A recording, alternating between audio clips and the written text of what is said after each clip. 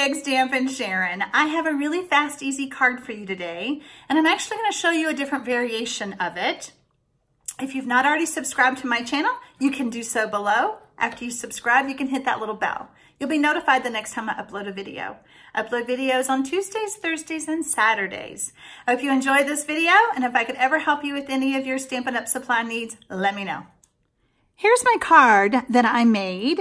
And I want to show you a different variation of it. Instead of using the embossing, which it is my Copper Embossing Powder, which I love if you've watched any of my previous videos. But the main focus I want to talk about is the Designer Series paper. This stamp comes from Rooted in Nature. This stamp set meets all my criteria. It has images in it, and it also has some nice big bold fonts. I love bigger stamps. And when you look at this stamp set, the first time I looked at it, I really just looked at the images. So let's don't look at the images on this video. Let's focus on the words. The Designer Series paper that I'm using today is Nature's Poems Designer Series Papers.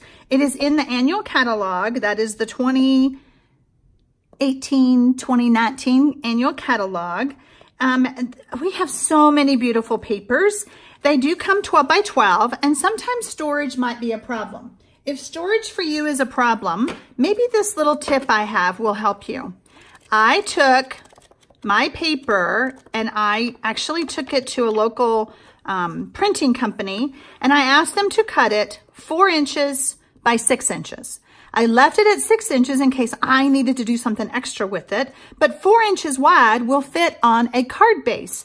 I can store this in any type of small container. I just have them lined up, and I can grab whatever set I want and make my cards. This paper has got a print on one side and then a kind of a generic on the other. I chose to use Blackberry Bliss for my card base, and I cut it at 4 1/4 inches by 11, and I've scored and folded it at 5 1/2.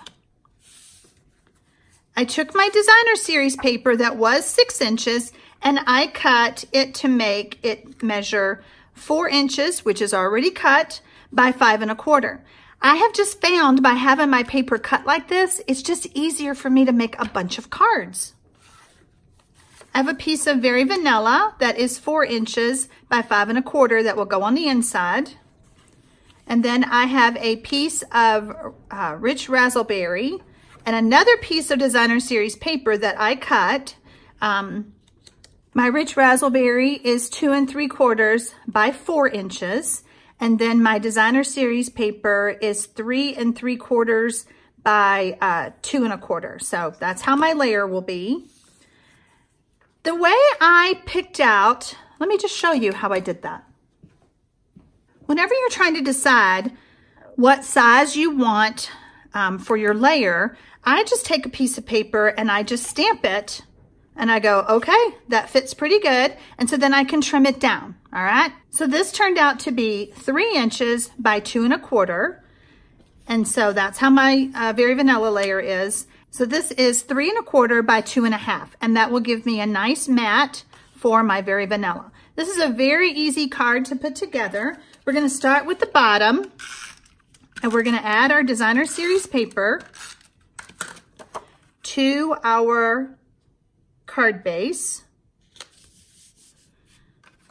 And since I have my card base in my hand, let's just go ahead and add the Very Vanilla inside.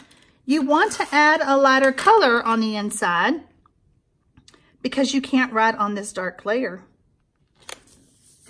All right, so we have our basic done. As far as the Designer Series paper, this print, I could have stamped some other leaves or something on that and maybe embossed, but I'm trying to keep this simple.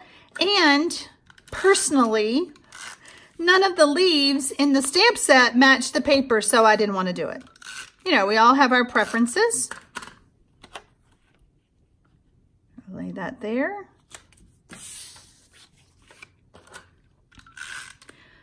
How do you store your papers? I mean, I have several different storage options for my 8 1/2 by 11 and for the 12 by 12 that I decide not to cut up, because sometimes I need that 12 by 12 to be a bigger size.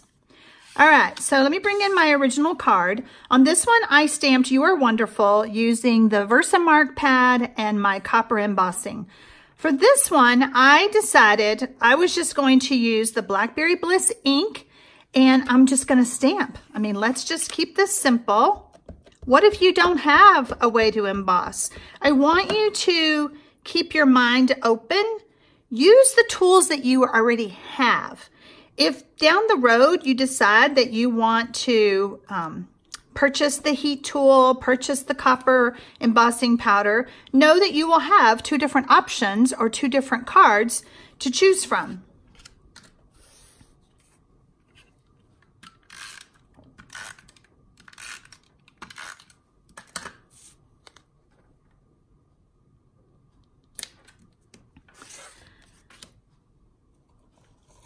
I am going to add some dimensionals to the back of this just to give it a little bit more personality. Stamping does not have to be hard. Stamping is really easy, and you have to decide what is easy for you. Do you like fancy detailed cards? Are you just starting out? Would you prefer just to start slowly and build up? That's how we all started. Years ago when I started, which was over 21 years ago, I picked up a stamp, plopped it on the paper, and I went, now what? Now what do I do? All right.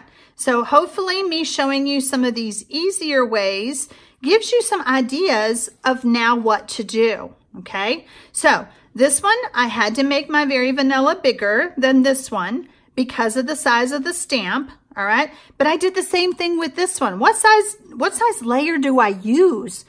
Take a piece of scrap paper, ink up your stamp on it, and see about what the measurement is.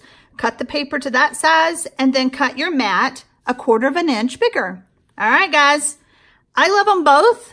I have somebody in mind that I'm going to send this one to, so that's why I decided for the video to change my font, to change the sentiment, and just keep it more generic. So thanks for watching. So as you can see, using a little bit of designer series paper, and if you use my little trick that I have, I think you'll be able to crank out a lot of cards that are easy, but they're beautiful cards. So happy stamping, y'all.